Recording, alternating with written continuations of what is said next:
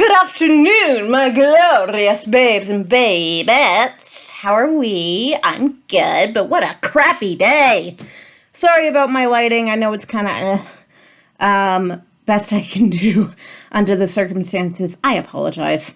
But we shall roll on despite the shit weather and continue with our discussion of the wonderful and perfectly beautiful and sunny United Nations Declaration on the Rights of Indigenous Peoples, or the UNDRIP, as I call it in my head because I am a jackass.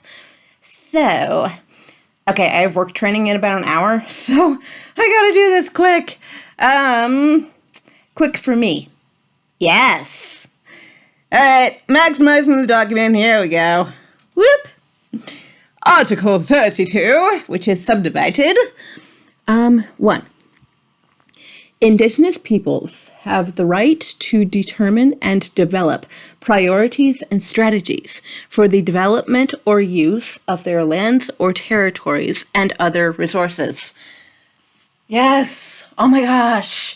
I'm on Twitter this morning and, oh my goodness, this poor person, I don't know if they were being malicious. I don't think so, but there was just this element of confusion. It's like, we're not settlers, I was born in this country, but really, okay, if you are white and an Indigenous person calls you a settler, it's not an insult, okay? It's not a slur. It is pretty much a statement of fact, because if you are, like me, a white person or just a non-Indigenous person, you and your family and your people are not native to this continent, okay? And we Europeans, at least, got here recently enough, within the past few hundred years, whereas they've been here for the past few thousand years, that, yes, in my eyes, at least, they do have the right to call me a settler. I'm okay with that, as long as they don't mean it in a nasty way, because I don't try to be nasty. But that's just me tooting my own horn. Moving on. 2.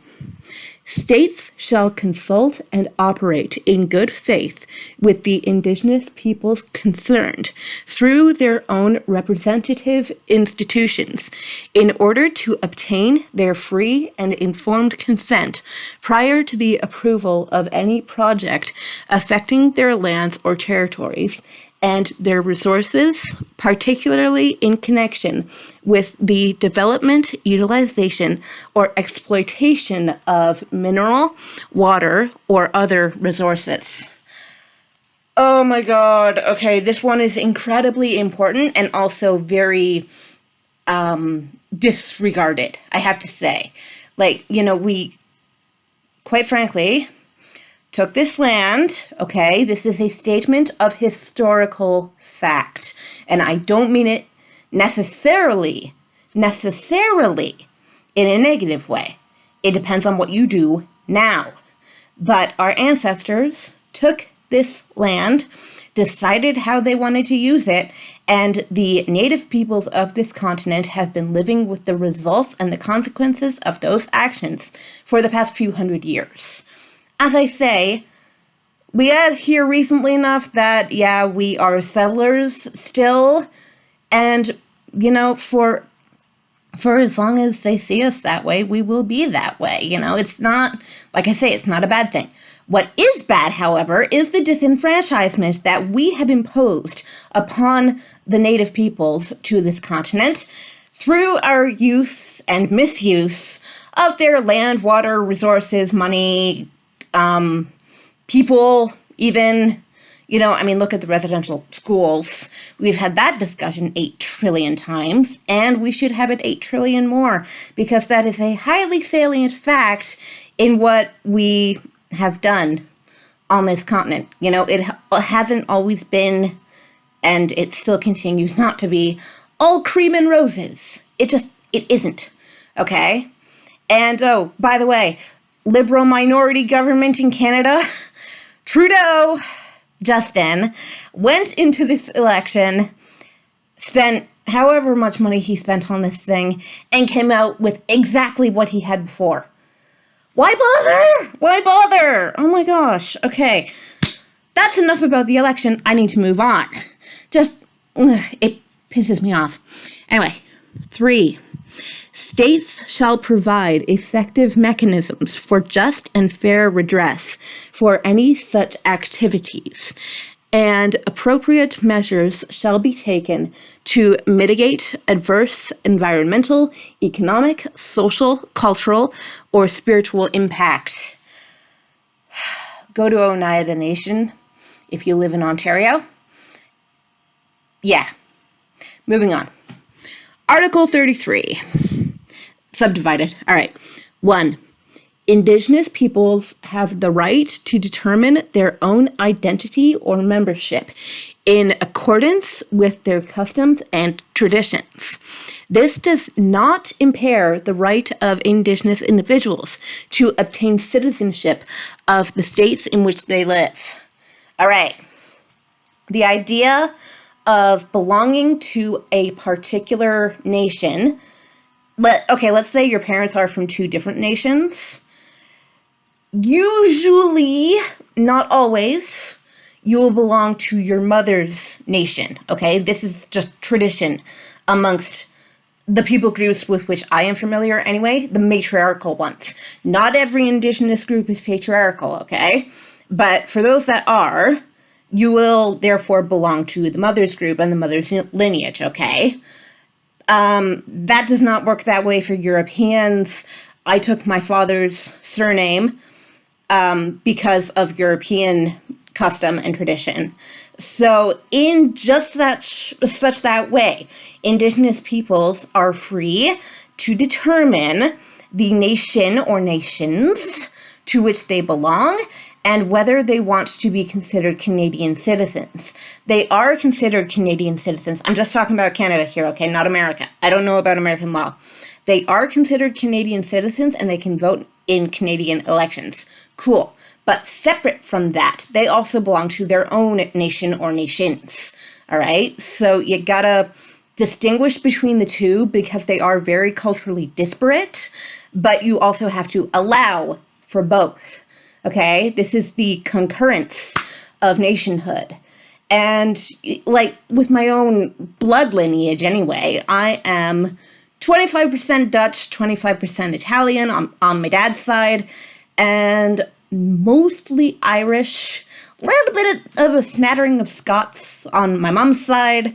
You know, so you're not going to tell me you're not Italian. You're not going to tell me you're not Dutch. You're not going to tell me you're not Irish, and you're not going to tell me you're not Canadian, okay? Those are my 4. But if you would make that allowance for me, you got to make that allowance for everybody, including Indigenous peoples, or especially Indigenous peoples, since white people have been forcing our customs on the peoples of this continent for the past few hundred years, and that's not right. That's what these kinds of documents are seeking to undo. All right? And I love it. It's pretty. All right, 2. Indigenous peoples have the right to determine the structures and to select the membership of their institutions in accordance with their own procedures. Okay, so basically the same thing, just at the, procedural level rather than the personal level. I don't know too much more about that one, so I don't want to comment and make myself look like a jerk if I'm wrong. All right, so moving on. Article 34. Indigenous peoples have the right to promote, develop, and maintain their institutional structures and their distinctive customs, spirituality, traditions, procedures, practices, and, in the cases where they exist, juridical systems or customs in accordance with international human rights standards. Okay, talking about Indigenous law.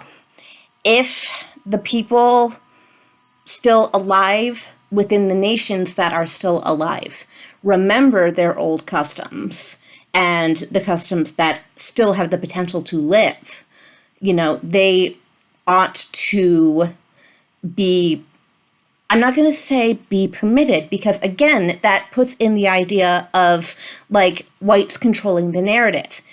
We ought to step back And they should do whatever they want with their own laws, okay? Regardless of our allowance or not. Quotation marks and making faces at the camera. This is what I do. All right. We have to step back and stop talking for them and stop talking at them. That is what taking space away looks like. That is what taking voice away looks like. And I don't like it. Stop it. Stop it. Says the chick talking to the camera about Indigenous rights when she's white. All right. Yes, the irony does not escape me. Thank you. Article 35. Indigenous peoples have the right to determine the responsibilities of individuals to their communities. Okay? So, way before we got here, when the different nations developed, and as I have said, there are somewhere between 500 and 600 distinct Indigenous nations in Canada alone. They're all going to have their own different customs and traditions and laws and rules and religions and languages. Again, step back when it comes to the settlers. Step back. And, the people need to spread their wings. Well, I shouldn't even say the people need to do anything, okay? Basically, the whole idea is you don't talk for them. You do not decide what their roles are within their own communities. That's not your stomping ground, okay? That's not where you have any sort of authority, nor should you or I or any settler claim authority in those grounds, okay? That all belongs to the communities themselves, to the nations themselves, and to the people of those nations, okay? Article 36, and this is our last for today. I'm sorry that this is rushed. Like I say, I've got training in a little bit, but hopefully we're all getting something out of this. I hope so. Okay, Article 36, Subdivided. So, 1. Indigenous peoples, in particular those divided by international borders, have the right to maintain and develop contacts, relations, and cooperation, including activities for spiritual, cultural, political, economic, and social purposes, with their own members as well as other peoples across borders. We'll talk about that. Give me a hot second. 2. States, in consultation and cooperation with Indigenous peoples, shall take effective measures to facilitate the exercise and ensure the implementation of this right. Okay, so 2 just leaps off of 1. Okay, so, FYI. Some of these nations are freaking huge, okay? I have talked to you before about the Huron Nation and the Iroquois Confederacy, okay, which consisted of 6 different nations at its height, which were all of them, I believe, spread between what is now considered Canada and what is now considered America. A lot of provincial or state and even international border lines were literally, and I am not making this shit up, drawn so as to divide Indigenous nations between themselves, okay? So it's like, okay, now you're Canadian Iroquois, and you're American Iroquois. We're all still Iroquois, okay? Says the Iroquois. Not says Canadian and American law, though. And that was the colonial method, or one of several colonial methods to divide and conquer. Okay, we did that intentionally, and that was very ill done, okay? If some greater power, I don't mind what country you live in, just take your country as an example. If some greater power were to move onto your country's land and subsect it into whatever sort of sections that greater power wanted, and say, okay, you now belong in this section, and these other people who are related to you, even by blood, okay, now belong in this section, and you need papers, and you have to consider international borders, and you need a passport to go and see this other faction, even of your blood family. this is not a false equivalency. This is exactly what was done.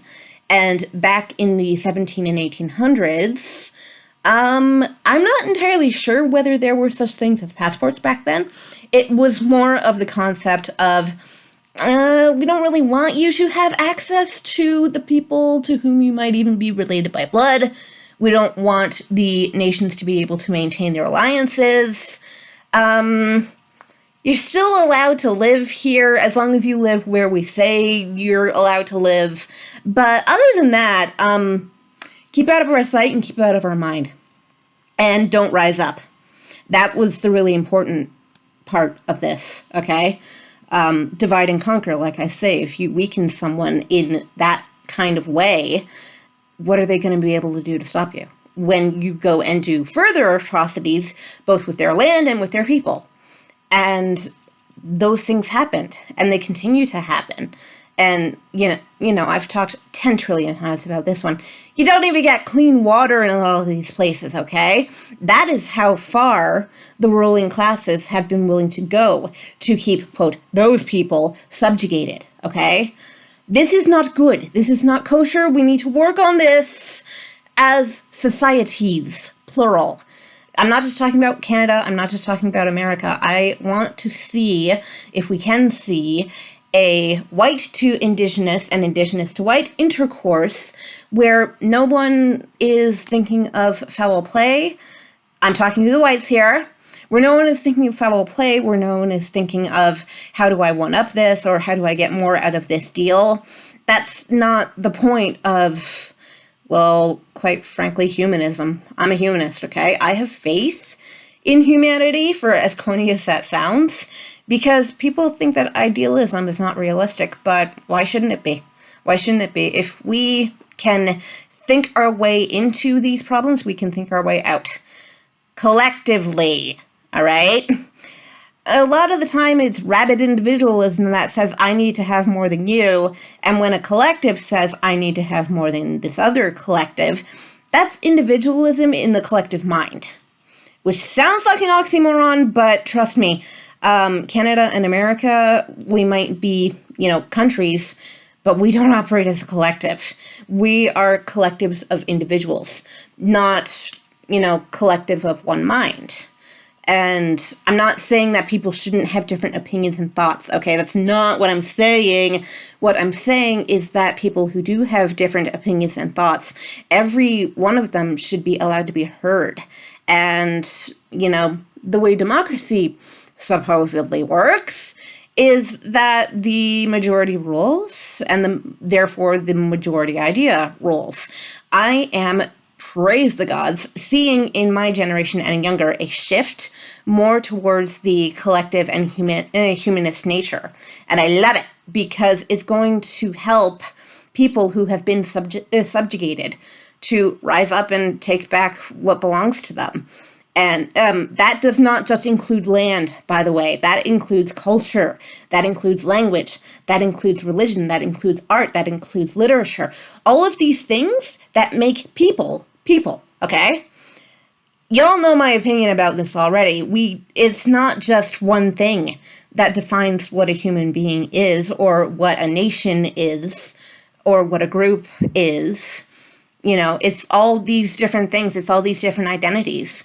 Like I say, you wouldn't go to me and say, oh, by the way, no, we've decided that you are 100% Polish. It's like, no, I'm not. Look at my genes. Look at my blood. Look at my ancestry. I'm not. You can't impose those sorts of, not just restrictions, but like untruths on people. And if you wouldn't do it to me because, white, why would you do it to anyone else? And I'm not talking to anyone specifically here except for, the Canadian and American governments. Yeah, because y'all know I'm not a very big fan of government. Yeah, so yeah, that is what I had to say about that. And I need to stop saying the word yeah. All right, so I gotta get out of here. I will see you all tomorrow when I don't have a training day. And hopefully we can go a little slower, have a nice, easy conversation, and maybe I'll get pissed off, maybe I won't, but I like reading this stuff because, You know, if you get pissy, you're more likely to do something about it. I love it. I love it, love it, love it. All right. And I will see you all tomorrow. Have a lovely, wonderful day, and hopefully your weather is better than mine. Mwah.